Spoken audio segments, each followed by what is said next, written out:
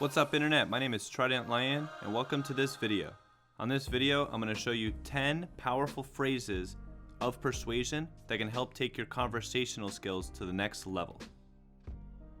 These phrases can be found within the book, Exactly What to Say, The Magic Words for Influence and Impact by Phil M. Jones. Words are subtle, yet words are power. The reason I initially read this book is because it was recommended to me by a fellow sales rep, basically a beast that closes deals every single day. When a top producer in your field recommends something, it's best to at least take a look at it. The majority of this book's audience is probably salespeople, business owners, and entrepreneurs. However, there is a larger spectrum of people that can get value from this book. Anyone looking for more personal success with regards to conversations and human interactions can benefit from this book. It is a great, easy to read, and in fact the audiobook is just over an hour long. That means within a few commutes to work, you'll have the book completely finished. In the description, I put a link to the book and the audiobook if you would like to get a copy for yourselves. I highly recommend it. And without further ado, let's jump into the summary. Working in sales, I'm somewhat biased to the phrases that are in this book because I see how they're used in sales situations. For example, the first phrase, I'm not sure if it's for you, but I immediately think of the sales psychology known as the takeaway. When you take it away, it takes the pressure off, sparks the client's curiosity, and gets the client to listen more without being defensive. The next phrase plays on people's desire to be open-minded.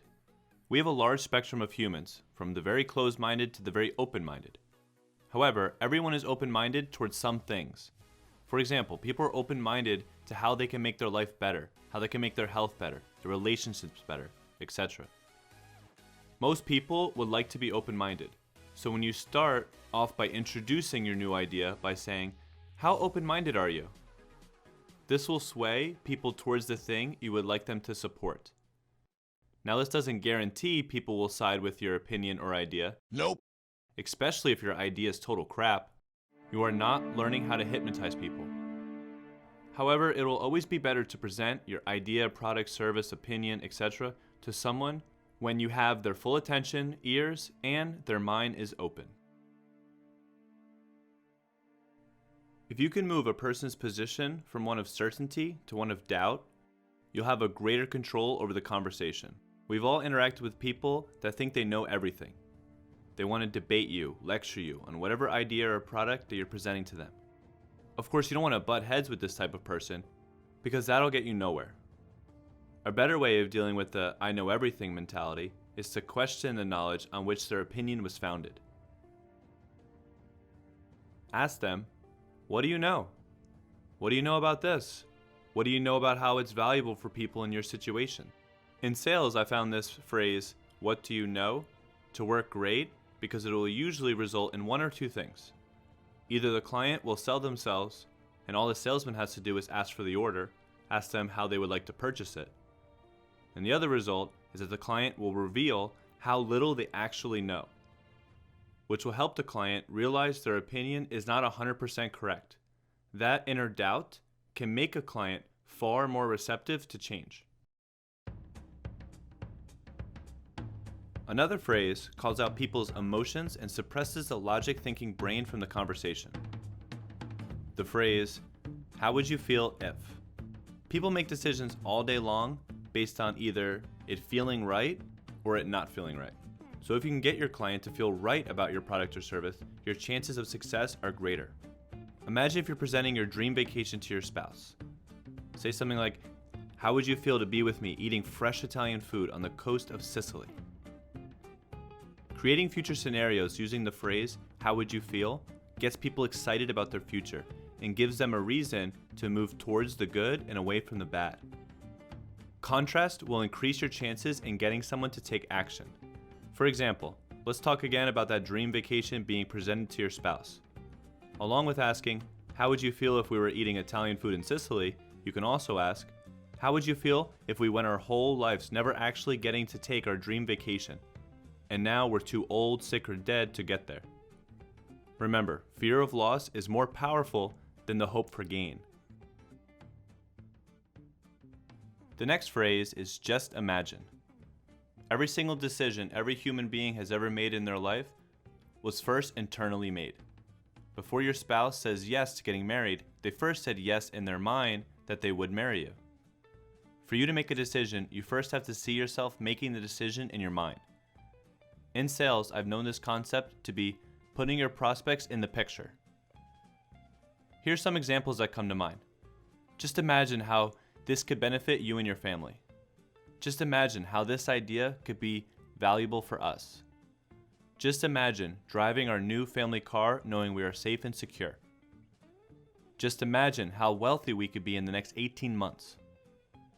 Just imagine you eating healthy and exercising regularly starting today. And now for contrast, just imagine if you never begin to eat healthy and exercise. Just imagine procrastination taking hold of your life. The next phrase, when would be a good time? This phrase will help you overcome the challenge of getting someone to seriously take a look at your idea, business, proposal, etc. What I like about this phrase is that it demands a specific time and place. If your potential client says something like, sometime soon, or sometime later, or in the near future, what they are really saying is, most likely never. This phrase prompts the other person to assume that there will be a good time and that no is not an option.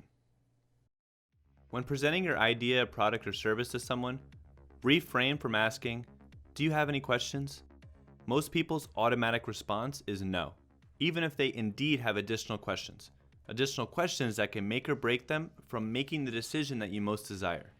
Instead, assume that they do have additional questions and ask them, what questions do you have for me? When you ask others questions, think of how you can ask the question to generate a specific result rather than just a yes or a no. The if-then sandwich phrase. If blah blah blah blah blah, then blah blah blah blah blah. We have speech and listening patterns that are pre-programmed in us since childhood. Think about it. If you don't eat your dinner, then you won't get dessert. If you don't clean your room, then you will be grounded. Think of ways that you can incorporate the if-then sandwich with whatever idea, product, or service that you're presenting to others. For example, if you're selling life insurance, you could say something like, if you take care of your life insurance now, then you and your family will have the coverage and the peace of mind that you all deserve. Most people in the world are sheep. They simply follow the herd.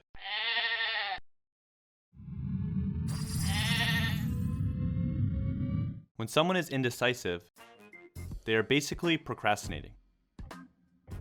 Uttering the phrase most people in your presentation can help you sway the indecisive prospect towards making the decision that most people follow.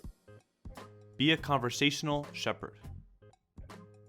For example, let's say you're trying to get a friend or family to listen to an idea of yours.